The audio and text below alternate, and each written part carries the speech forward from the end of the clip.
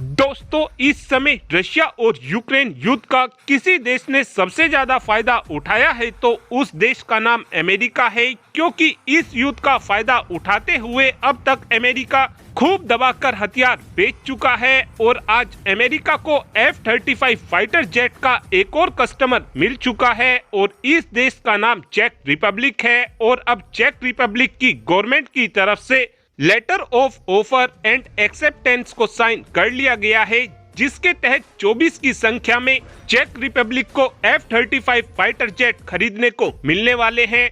लेकिन आप सभी ये बात जानकर हैरान हो जाएंगे कि इस समय अमेरिका के पास F-35 फाइटर जेट के इतने ज्यादा ऑर्डर हो चुके हैं कि चेक रिपब्लिक को ये F-35 फाइटर जेट 2031 के आसपास ही मिल पाएंगे। चेक रिपब्लिक भी एक नेटो का ही मेंबर है और हाल ही में ही एक और नेटो के मेंबर यानी कि ग्रीस ने भी F-35 फाइटर जेट को खरीदने का फैसला लिया है, जिसका ऑर्डर भी ग्रीस की तरफ से अमेरिका को दे दिया गया है।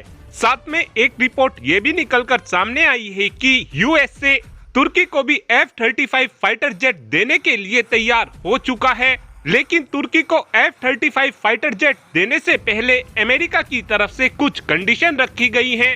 इस कंडीशन में अगर तुर्की S-400 की प्रॉब्लम को सोल्व कर देता है तो तुर्की को F-35 फाइटर जेट दे दिए जाएंगे। और ये स्टेटमेंट अमेरिका की acting deputy of state secretary Victoria Newland ने दी है। और अब जानने की कोशिश करते हैं कि ये S-400 डिफेंस सिस्टम का इश्यू क्या है। आप सब ये बात जानते हो कि 2017 में तुर्की ने रशिया से S-400 का कॉन्ट्रैक्ट साइन किया था और ये डील $2.5 बिलियन की एक मेगा डील थी। और इस डील के साइन हो जाने के 2 सालों बाद यानी कि 2019 में तुर्की को पहला S-400 डिफेंस सिस्टम भी मिल गया था। तुर्की ने रशिया से S-400 डिफेंस सिस्टम को मजबूरी में खरीदा था, क्योंकि उस समय तुर्की अमेरिका से पैट्रियट एयर डिफेंस सिस्टम के सबसे एडवांस वर्जन को लेना चाहता था और इस सिस्टम को अमेरिका ने तुर्की को देने से साफ साफ मना कर दिया था। और इसी कारण ही तुर्की ने रशिया से S-400 डिफेंस सिस्टम को खरीदा था। और जैसे ही तुर्की ने S-400 डिफेंस सिस्टम को खरीद लिया था, उसके तुरंत बाद ही अमेरिका तुर्की के ऊपर भड़क गया था और साल 2020 में अमेरिका की तरफ से काटसा प्रतिबंध तुर्की के ऊपर लगा दिए गए थे। उस समय तुर्की की तरफ से 4 बैटरी S-400 डिफेंस सिस्टम की तुर्की को मिल भी गई थी। और इन प्रतिबंधों को लगाने के बाद विक्टोरिया न्यूलैंड की तरफ से बोला गया था कि तुर्की को हमने पैट्रियट एयर डिफेंस सिस्टम देने से मना नहीं किया था, बल्कि इस डील को लेकर नेगोशिएशन चल रहा था।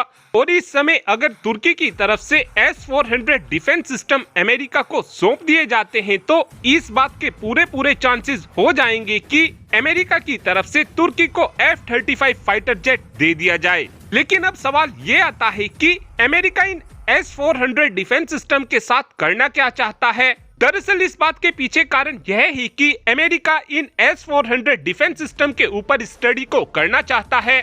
और अगर तुर्की अमेरिका को S-400 डिफेंस सिस्टम देने के लिए तैयार हो भी जाता है तो उस कंडीशन में इस बात के भी पूरे चांसेस हैं कि रशिया की तरफ से जो तुर्की को S-400 डिफेंस सिस्टम दिए गए हैं, रशिया इन डिफेंस सिस्टम के ऊपर हमला कर इनको पूरी तरीके से तबाह भी कर सकता है। और जो अमेरिका की तरफ से ग्रीस को F-35 फाइटर जेट देने का फैसला दिया गया है, ये केवल तुर्की के ऊपर प्रेशर बनाने के लिए लिया गया है, ताकि तुर्की मजबूर होकर अमेरिका के इस फैसले को मान ले।